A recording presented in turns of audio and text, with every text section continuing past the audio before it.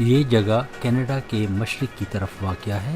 اس صوبے کا نام نوا اسکوشیا ہے اور اس جگہ کو ایسٹ کوسٹ یعنی مشرقی ساحل بھی کہا جاتا ہے۔ ہر طرف 25 میل کے بعد آپ کو سمندر ملے گا اور اس کا دارالخلافہ ہے ہیلی فیکس۔ اس ساحل میں دنیا کے سب سے اونچی موجیں اٹھتی ہیں۔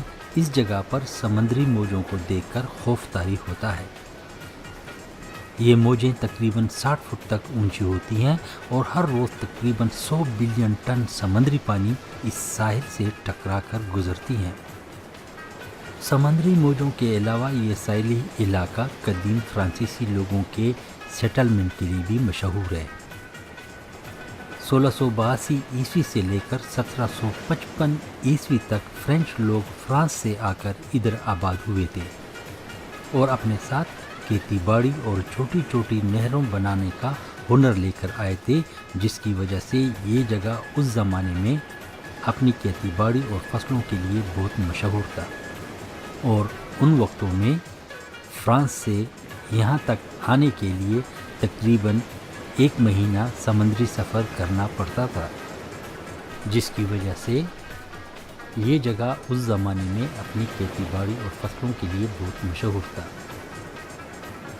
ہیلی فیکس جو کہ اس صوبے کا دارالخلافہ ہے، وہ یہاں سے تقریباً 150 میل دور ہے۔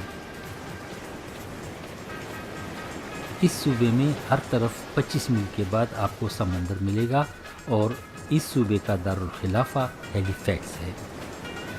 ہیلی فیکس اس وقت پشاور سے 9025 میل کے فاصلے پر واقع ہے۔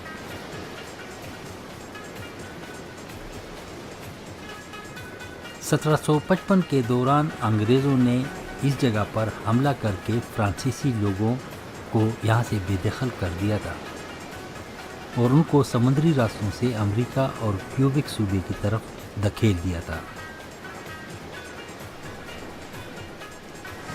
نوا اسکوشیا صوبہ اپنی خوبصورتی، سرسبز و شاداب پہاڑوں کی وجہ سے بہت مشہور ہے۔ دنیا کا خوبصورت ترین پہاڑی سلسلہ کیپ بریٹن اس صوبے کا حصہ ہے۔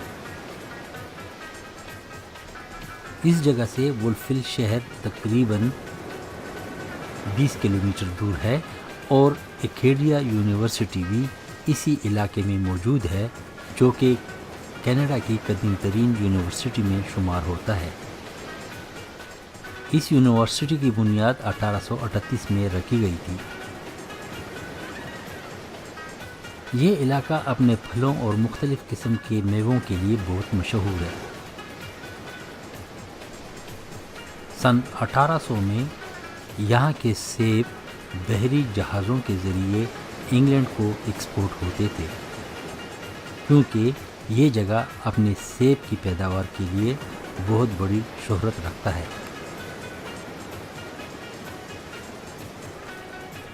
انگوروں کی بہتات کی وجہ سے اس ایریا میں مختلف قسم کے وائن اور شراب کشید کی جاتی ہے۔